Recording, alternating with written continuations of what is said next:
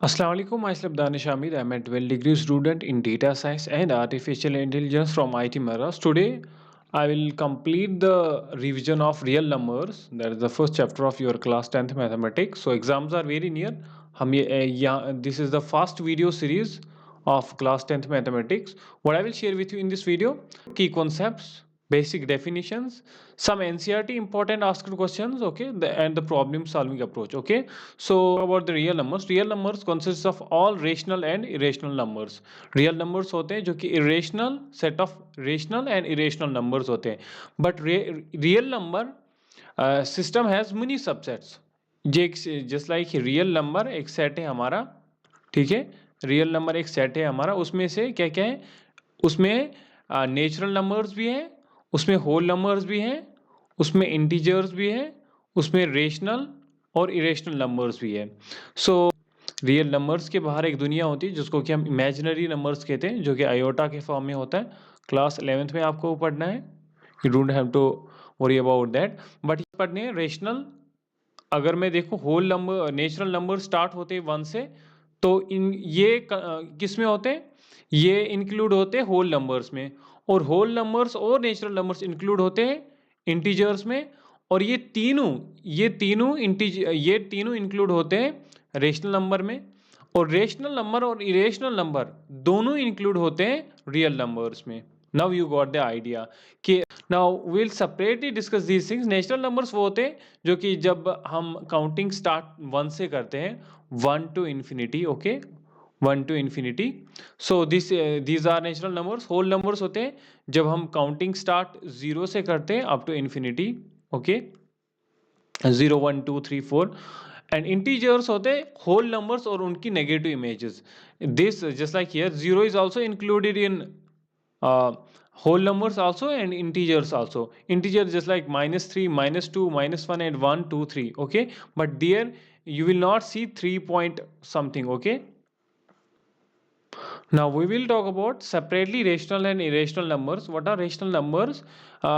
Rational numbers are any numbers that cannot be numbers are numbers that can be expressed in the form of a by b, okay, where a and b are integers and b must not equal to 0. If you will put b equal to 0 here, just what will happen, see, this will be equal to, अगर आपने 2 को ए को 2 रखा और B को 0 रखा, so this will be the case of not defined case, that is why B must not equal to B 0। और यहाँ पे इरेशनल नंबर जो है, इरेशनल नंबर्स हैं जो कि हम एक्सप्रेस नहीं कर सकते हैं in the form of A by B. अगर इस चीज में आप एक्सप्रेस नहीं कर पा रहे हो किसी नंबर को, वो केस होता है इरेशनल नंबर का। Just like pi is also irrational. Pi की जो एग्जैक्ट वैल्यू होती है वो अप्रोक्सीमेट वैल्यू होती है 3.14। पाई की डिफरेंट वैल्यू होती है, ये हम अप्रोक्सीमेशन से लेते हैं ये value, so that is why pi is irrational, okay, it's not rational. √2, okay, √3, okay, so these are irrational numbers. Just like here, if you will take example 0.3 0.3433, it's something and it's non terminating. अगर कोई भी decimal terminating है, just like 0.67 is terminating, और 1 2 5 you take a division of two things a by b, you got value 0.6 on 1 to 5. Now this is terminating and this is rational, okay, this is rational, remember this is rational. अगर कोई भी अब terminating नहीं है लेकिन repeating है, just like 0.6666, this is you got 6 bar, okay, now you will write represent this in this is also case of rational. But अगर कोई भी जो कि ना नॉन टर्मिनेटिंग है और ना रिपीटिंग भी है, जैसे like 0.678252 and continuously, this is case of a rational number, okay, this is case of irrational number. Now you got the idea of irrational and rational number. Now we will talk about Euclid's division algorithm. What is Euclid's division algorithm? If you will take two positive integers a and b, there exists a unique integer q and r satisfies the condition a equal to bq plus r.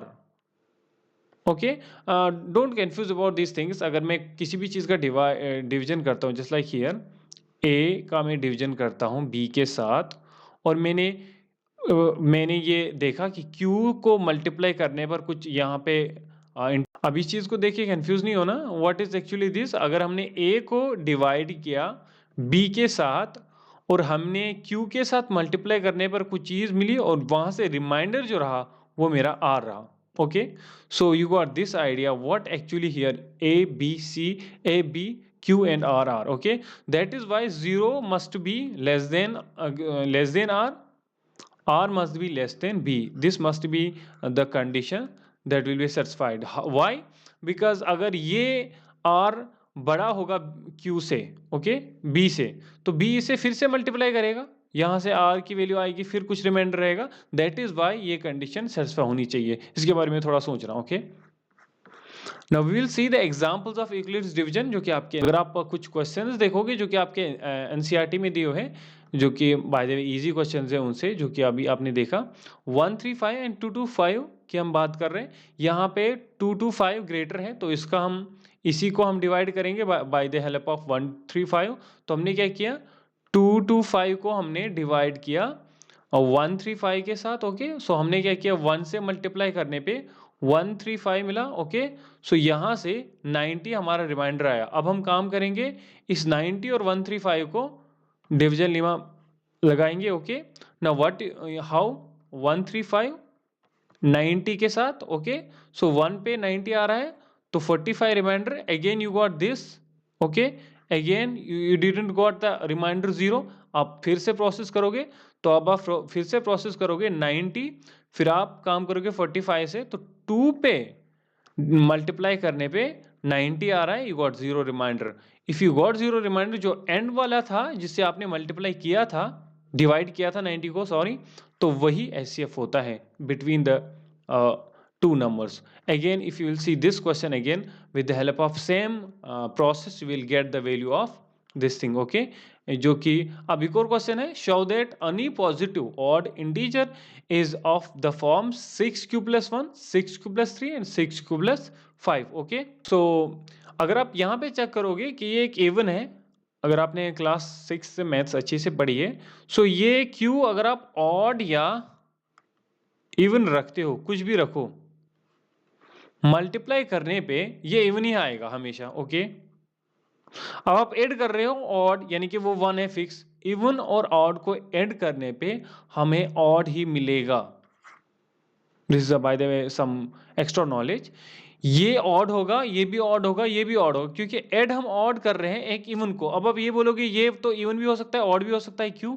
कुछ भी हो, odd रखो even रखो, तो even he आएगा, ये even आएगा। Even को हम ऐड कर रहे हैं ऑड, तो हमेशा ऑड ही आएगा। इस बात को थोड़ा सोचना है इसके बारे में। नाउ अगर हम डिस्कस करें कि क्या इस चीज़ को हम कैसे प्रूव कर सकते हैं कि कोई भी जो पॉजिटिव ऑड इंटीजर हो in the form of 6q plus 1 हो सकता है। Now this is the basic Euclid's algorithm. A को हमने रखा बराबर 6q plus r। Okay, q greater और इक्वल टू 0 होना चाहिए, that is and remainder must be 0 से ही होना चाहिए start.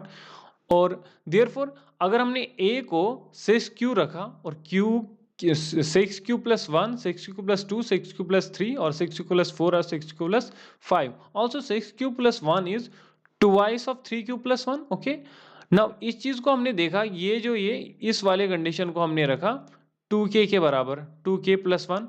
Now k1 is positive integer here. अगर आप यहाँ पे देखोगे 6q plus 3 को हम चेक करेंगे, 6q plus 5 को हम चेक करेंगे। अब इसको मैंने लिखा 6q plus 2 plus 1 लिख सकते हैं।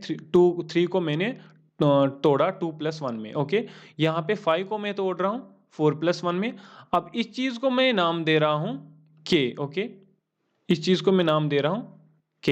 Now we got this is k2, इसको मैंने नाम दिया, जस्ट लाइक हियर मैंने k1 नाम दिया था ऊपर, यहाँ पे k3 दूंगा। So this is in the form of now 2k2 plus 1 and 2k3 plus 1। Okay, so again आपने देखा 6q plus 1 या फिर plus 2 plus 3 सॉरी plus 5 और इन the form of 2k plus 1 were k is the integer. Therefore 6q plus 1 जो भी ये तीन numbers दिए हुए थे, ये डिविजिबल नहीं होंगे 2 के साथ, बिकॉज ये ऑड है। Now you prove that You proved that any odd integer can be expressed in the form of 6 cube plus 1, 6 cube plus 3 and 6 cube plus 5. Okay, next number is product of its prime factorization method. Okay, अब हम देखेंगे prime factorization method क्या होता है. Okay, prime factorization method simple method होता है कि अगर आपको जस्ट लाइक हियर आपने ये देखा था कि अगर आप एचसीएफ कैलकुलेट करते हो तब आप प्राइम फैक्टराइजेशन मेथड थोड़ा डिफरेंट होता है. इसमें आप क्या करते हो, खाली प्राइम फैक्टर से ही आप इसके प्राइम वो फैक्टर्स लिखते हो जो कि प्राइम है. Just like here if you will see 270, 270 is a 140, 245 is a okay, 245 is a, now this will be equal to 5 sevens a, now 7 1 जा. आपने देखा 2 भी प्राइम है, ये 2 भी प्राइम, 5 भी प्राइम है, 7 भी प्राइम है. तो मैंने कोई भी even except 2 because 2 is only prime number in the world. तो एक्सेप्ट 2 कोई भी इवन नंबर नहीं है क्योंकि बाकी सारे प्राइम नंबर्स हैं. In this method we call it prime factorization method. अगर आप इसको लिखोगे तो here 2 is twice, so 2 square multiplied by 5 multiplied by 7. Okay, this is the prime factorization method. अगर आप चेक करोगे 156 के लिए तो ऐसे ही आप 2 यहाँ पे 2 इंटू 3 इंटू 13, क्योंकि 13 भी एक प्राइम फैक्टर है, इससे भी आप मल्टीप्लाई कर सकते हो. You got 2 square 3 into 13. अगर आप इन दोनों के बीच में एचसीएफ देखना चाहते हो तो ये 2 तो कॉमन ही है, राइट. ये 2 तो कॉमन ही है और क्या कॉमन है, कुछ नहीं. सो 2 into 2 4 will be the SCF. We'll see this question. This is again I have taken from your NCERT. So in this question अगर आप 3 3 6 और 5 4 के बीच में कॉमन फैक्टर SCF कैलकुलेट करना चाहते हो तो आपने 3 3 6 को in the form of 2 into 2 into 2 into 2 4 times 2 multiplied by 3 into 7. Again what is this, this is the prime factorization method जो कि ऊपर हमने सीखा उसी से हमने कैलकुलेट किया. सो 5 4 को हमने देखा, 5 4 को हमने देखा 2 into 3 into 3 into 3. Okay, so here अगर आप कॉमन चेक करोगे तो ये 2 तो इधर भी है, इधर भी है, एक 3 इधर भी है और इधर भी है, बाकी तो कोई कॉमन नहीं है. So that means here 2 into 3 is HCF. यही तो है highest common factors here, that is 6. 6 is by the way it's not a prime, but ये फैक्टर ये दोनों प्राइम थे बाय द वे. सो यहाँ पे प्राइम फैक्टर क्या, अगर आप एलसीएम निकालना चाहते हो, एलसीएम क्या होता है, आपको इन दो फैक्टर ग्रुप्स में पहले जो कॉमन था वो एक ही बार लिखना है. 2 इंटू 3 आपको एक ही बार लिखना है. ओके, एक ही बार लिखना है. मैं थोड़ा साइड ऐसे लिखना नहीं है, मैं ऐसे दिखा रहा हूँ, ठीक है. 2 इंटू 3 एक ही बार लिखना है, फिर इन दोनों को एलिमिनेट करना है. एलिमिनेट किया, एक तो इस 2 को और इस 3 को. अब बाकी लिखो, ये 2 इंटू 2 क्यूब लिख सकता हूँ मैं इन तीनों के बजाय, और यहाँ पे 3 स्क्वायर. ये आपका जो है जस्ट लाइक हियर 2 4, अगर आप इनको चेक करोगे 2 into 2 3 that will be equal to 2 4 multiplied by 3 square into 3 that will be equal to 3 cube, sorry 3 cube and this 7 जो कि यहाँ पे था. ओके, यहाँ पे जो 7 था. So this is the LCM. Going to share fast because in this video my motive is to just revise the chapter, not show all the examples, because do these examples by yourself from your NCERT. This will be helpful for your exam. Okay, so again this is same numbers. What do you mean by composite numbers? वो numbers जिनके 2 से ज़्यादा factors होंगे, जो कि itself और 1 से अलावा जितने भी अगर कोई भी फैक्टर है तो उनको कंपोजिट नंबर कहेंगे. तो हमने क्या देखा, 7 इस जो लिस्ट ऑफ नंबर्स था इनको हमने ऐसे लिखा जो कि ऑर्डर में. अब यहाँ से मैं क्या कर रहा हूँ, यहाँ से मैं ब्रैकेट बना रहा हूँ खुद ही, और इस 13 को मैं यही रखूँगा because is a prime factor. इससे मुझे पता नहीं चलेगा कि ये कंपोजिट है या नहीं. अब आप यहाँ पे देखोगे 7 into 11 is 77. Okay, plus 1. Now what is this, this is 78. 78 को जब मैंने फैक्टर्स प्राइम फैक्टर्स में देखा तो इसके प्राइम फैक्टर्स खाली थे ही नहीं. 78 के जो प्राइम फैक्टर उसमें 13 इंटू 6 आया. 30 इंटू 6 जैसे आया ना 6, तो आपको समझ लेना ये कंपोजिट नंबर है. ओके, अगर आप ऐसे इसका भी चेक करोगे, right, you will see 7 into 6 into 4 into 3 into 2 into 1 plus 1. You will see this will be equal to 1008 और प्लस 1 आया तो 1009.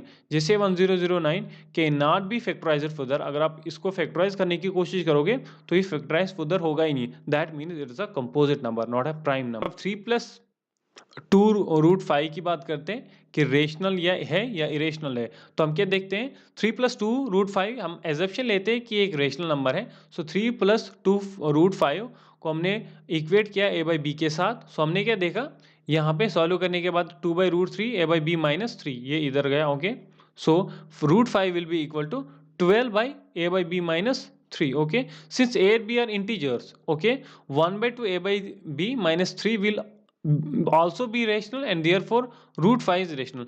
अगर आपने देखा यहाँ पे ये वाली चीज़ जो है, हम पहले एजम्पशन लेते हैं a by b एक रेशनल चीज़ है। ओके, ये एक रेशनल थिंग है। ओके, इसको हम मल्टीप्लाई कर रहे हैं 12 के साथ और सब्ट्रैक्ट कर रहे हैं 3 के साथ। आप रेशनल को 12 भी एक रेशनल है, 3 भी एक रेशनल है। ओके, तो आप ये वाली चीज़ तो रेशनल है हमारी। ओके, अब देखना रेशनल और इरेशनल प्रूव कैसे करते हैं। ये वाली होल वाली चीज़ जो मेरी है ये रेशनल है। I am showing again it. Okay, I am repeating again this thing because it's very important. आपने देखा कि आपने सॉल्व किया, एजम्पशन ली कि 3+2√5 एक रेशनल है। एजम्पशन लिया हमने तो ए बाई बी के फॉर्म में आना चाहिए क्योंकि हमने माना कि एक रेशनल चीज़ है। तो आपने सॉल्व करने के बाद देखा √5 की value 12 multiplied A by B -3 आ रही है। यानी कि आप एक ए बाई बी जो कि रेशनल है इसको आपने माइनस किया 3 और मल्टीप्लाई कर रहे हो 12 के साथ, तो ये होल चीज़ रेशनल है। लेकिन √5 तो हमें पहले ही पता है कि ये इरेशनल है। √5 तो हमें पहले ही पता है इरेशनल है। सो आपने देखा rational will never be equal to irrational, तो that is why 3+2√5 is will never be equal to rational. That is why it's irrational number. Decimal explanation इनकी बात करते हो, so that is 13/3125 is 0.00416. So this is terminating. Okay, यहाँ पे terminating thing आ गई. Okay, so that doesn't mean, that means that this is rational. Okay, जैसे terminating आया rational बना। और यहाँ पे आपने देखा फिर से वही 17/8 की 2.125 अगेन ये भी रेशनल थिंग है। So what do you mean by irrational में क्या होगा, इरेशनल में आपको ऐसे दिखेगा 6.27305 कभी ख़त्म ही नहीं हुआ। अगर ख़त्म हुआ भी, अगर कभी जस्ट लाइक ईयर कभी ख़त्म ही नहीं हुआ, लेकिन ये वाली चीज़ तो हमेशा इरेशनल होगी। This will be equal to irrational always. ये चीज़ मैंने ऊपर भी समझाई है आपको। लेकिन अगर ऐसा है कि ख़त्म नहीं हुआ है लेकिन रिपीटिंग है, तो ये वाला थिंग आपको एक एक्सेप्शन में आना चाहिए, that is rational thing. Okay, ये वाला नंबर हमारा रेशनल होगा। रेशनल वही होगा जो कि non. So again thank you for watching complete video. अगर आप देखोगे this is fast video series of our channel. हम क्या काम कर रहे हैं इस टाइम पे कि हम एक फास्ट रिवीजन दे रहे हैं आपको। This is the fast revision kind of thing. Okay, इससे क्या होगा, आपको फास्ट रिकेप होगा और जो भी क्वेश्चंस है वो आपको एनसीईआरटी से खुद सॉल्व करने हैं, एनसीईआरटी सॉल्यूशन वीडियोस नहीं देखने हैं। So take care of yourself. मिलते हैं अगली वीडियो में अगले चैप्टर के साथ।